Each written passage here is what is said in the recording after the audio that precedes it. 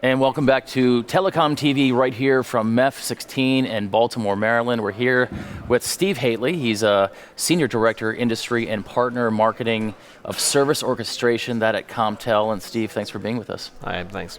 Yeah. So I want to ask you a few questions about sort of your role here at MEF16, why be here. Also want to ask you about some of your thought leadership initiatives. We'll go into a little bit of OSS and BSS. First off, let me ask you about why be here at MEF16? So CommTel took a decision earlier on this year to join MEF. It's MEF I knew from my previous employment with InfoVista. We were members of MEF back then, and I knew that they were taking some good steps forward in terms of the transformation of networks from a cloud perspective, especially around LSO, that I thought it'd be good for us to align to. And the good thing is that what we did about 18 months ago was we created a thought leadership theme around digital service lifecycle management. And when I started doing the research into what LSO was all about in terms of the peer-to-peer interfaces and the fact that LSO was sitting at the top of the orchestration stack pretty much, it was a natural fit for what we do with digital service lifecycle management. So that was really why, what drove us to get involved, and obviously the reason why we're here. This is the first time we've been to MEF16 or Gen 15 or whatever it was called in previous years. So really we're testing the ground this week, but it's been a really positive experience. Steve, I want to go a little more detail about the digital service lifecycle management as far as the customer journey. What's the thought leadership behind the customer journey for digital lifecycle service management? So as CommTel, we've got two main thought leadership themes that we're driving into the market, and they're based around our product portfolio, which is fairly extensive for a relatively small vendor in the industry. We've got a portfolio of complex event processing and data management, which was spawned out of the traditional mobile mediation capabilities. So we turn that into a proper horizontal platform for structured and unstructured data so that we can properly address all sorts of data from different sources. So we've developed that and we've combined that with our capabilities around analytics, predictive analytics. So with the two, we can now look at a contextual understanding of a subscriber, their services, how they're using a service, and also what would be the next best product recommendation. That's really where the customer journey is focused for us, and we've championed that this year with Salesforce, both at Dreamforce and also through Telemanagement Forum in Nice earlier on this year as well. That's one side of our portfolio. The other side of our thought leadership is around digital service lifecycle management, where we really focus on the cloud transformation of the back office and the front office.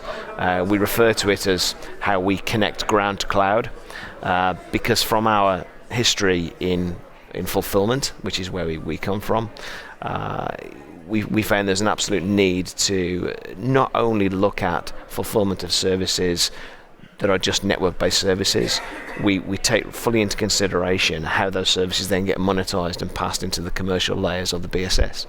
So we've had now a 4-year relationship with Salesforce where we work into the commercial layers. And what it basically means for us is that we take a proper understanding of what the network environment is in the traditional sense, so carrier Ethernet, for example, and we can design resource-facing and customer-facing services based on that network architecture. But then what we do is we not only publish those services, we make them available into the commercial layers, and then we work through APIs with the commercial layers to make sure that those technical services get properly delivered into the sales environment. So that's kind of that part of the life cycle where we traditionally use catalog-driven fulfillment as the way to do that, really connecting right the way down to the physical elements, right the way up to the commercial layers. So we're one of the few vendors of our size that can actually have that reach, and it's primarily based around APIs. And then when you start looking at the way that LSO is focused, it's about the APIs. We heard this morning at the conference that LSO is looking not only at open source capabilities and how they actually build open source functions around NFV, but also they're quite happy with closed source applications that vendors have got, providing that they use the APIs to make sure the information is transmitted between the relevant parties. So what we've basically done is we've taken our catalog-driven fulfillment approach, which is around traditional service fulfillment.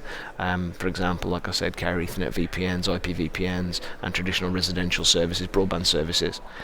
And now we've recognized that we need a parallel capability which works more into the virtualized space. So now we've got a platform called Flow1V.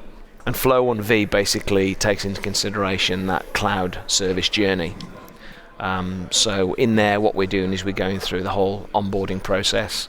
And what's interesting about our position as an independent OSS ISV is we can either onboard VNFs directly ourselves, or we can work with network service orchestration platforms as well, and we can onboard directly from those. And that's one capability that we showcased in Nice earlier on this year. Once the onboarding's been done, what's an interesting component to that is there's a lot of talk about the migration from Ethernet-based services into new virtualized services. We've taken that into consideration right from the very beginning. So our big value proposition is end-to-end hybrid service orchestration. Mm-hmm. And because we've got our traditional Flow1 fulfillment product, which is a catalog-driven fulfillment, we understand what a traditional service looks like, how it needs to be represented in a catalog, for example, and defined. But then we can also model the new virtualized services. And then if there is an instance where we need to combine both the traditional fulfillment legacy services with a virtualized service, we've got the ability to make the catalogs work together and model those services in a common way. So it's an interesting proposition that we've got. I think it's interesting that you mentioned the end-to-end hybrid orchestration, and it sort of brings me to the next question. MEF appears to be a highly collaborative environment. It seems like CommTel runs sort of parallel as far as company culture to that highly collaborative environment. What would you say is the primary ingredient, whether it's company culture, whether it's a technology deployment, that CommTel sort of is the impetus behind CommTel's culture that allows you to be a very successful software company that, by the way, is relatively small. CommTel's a relatively small company, but highly successful in your space. What is the one ingredient that makes it that way? Yeah, I mean, like you said, we are, for our size, we're relatively successful. I mean, we've got approximately 300 service provider customers worldwide, which are tier 1, tier 2, tier 3, on every continent. I think what makes us successful is we recognize where we've come from. We know what our strengths are. So we know that we are an independent OSS ISV. Our strengths as being an OSS player is the multi-vendor, multi-domain, multi-technology capability. And again, the introduction of NFV and virtualization is another string to that multi-vendor, multi-technology play. So, I mean, we keep a very open ecosystem. So we're obviously, as an OSS vendor, you have to work with multiple network vendors. So there's nothing different to what we'd have to do here. One thing we have had to do this year, really, is start working with the open source projects. One of the things we did back in TMF in Nice, we worked on a catalyst there, a TMF catalyst with Telefonica and with Rift.io. So Rift.io had announced that they'd built a source code, a seed code for open source in Barcelona this year. But what we decided to do was work with Telefonica to take that seed code and implement it in a proper hybrid end-to-end service scenario. So we ended up building with Juniper physical hardware, Juniper virtualized service, the Rift.io source seed code, and also working with, there was a CRM player called a tier in there as well. And we all worked together to form this collaboration, and we built an end-to-end IMS call across a physical and virtual infrastructure, which, Telefonica were quite, pleased that we'd managed to implement something with the seed code that they've been promoting. So it's all about collaboration and ecosystems for us, and we're very open to work with anybody in this space. Steve, you talked about some of your areas of your product portfolio and also your role here at MEF16, so we appreciate your time and being with TelecomTV. Okay, great, thanks. Thanks, Steve.